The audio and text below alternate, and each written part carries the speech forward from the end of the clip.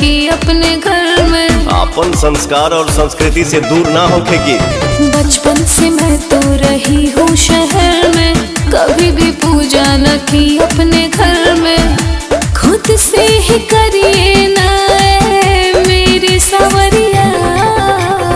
अरे बाप कहाँ बनहलू सा हमारा केरी जो बनाओ ना। I love you जान काली माई केरिया नमी करेला दुनिया जहान चला माई भिरिया।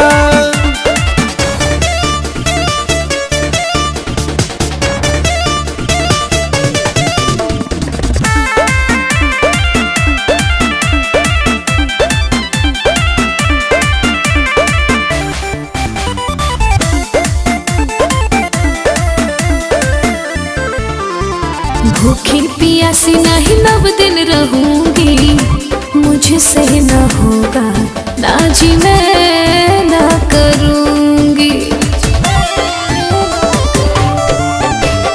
ऐसा न कर धनी कह तू ना हो, मान मर्यादा मिटा दे बुका हो। आपका पुराना है मेरा नया नजरिया।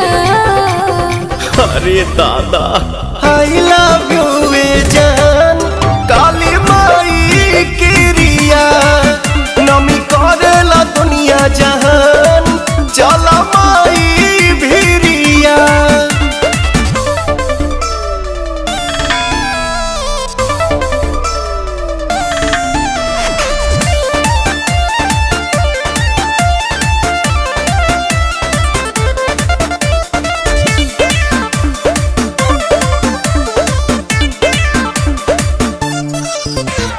दान जाते दूंगी तो मैया लेंगी क्या, साथ बैठ जाऊंगी तो दर्शन देंगी क्या।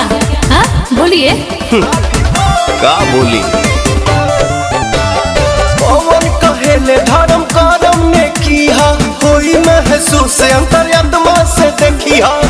ठीक है आती हूँ पहन के ललकी सड़िया।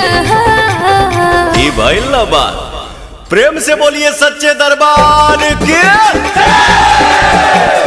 I love you जान काली माई केरिया नमी करेला दुनिया जहान